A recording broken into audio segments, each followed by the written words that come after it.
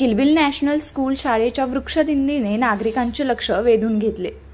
समाज प्रबोधन पर देखावे, स्वच्छता, पर्यावरणाचा संदेश देणारी ही दिंडी ठरली खास। विद्यार्थ्यांच्या कवायती पाहताना नागरिक झाले मंत्रमुग्ध।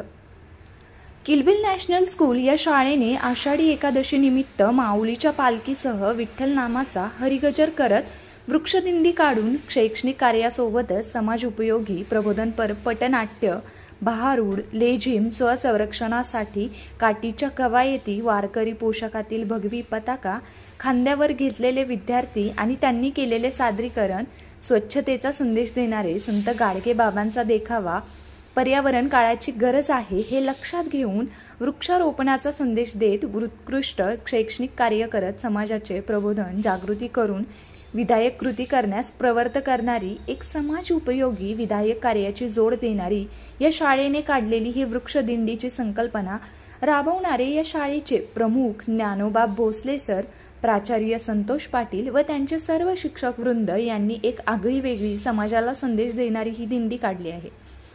प्रबोधन कार्यामध्ये किंवा समाजाला विधायक कार्याकडे प्रवृत्त करण्यासाठी एक विधायक उपक्रम म्हणून या दिंडीकडे नागरिकांतून पाहिले जात आहे। विद्यार्थी व समाज उपयोगी उपक्रम दिंडीतून समाजासमोर ठेवलेले आहेत।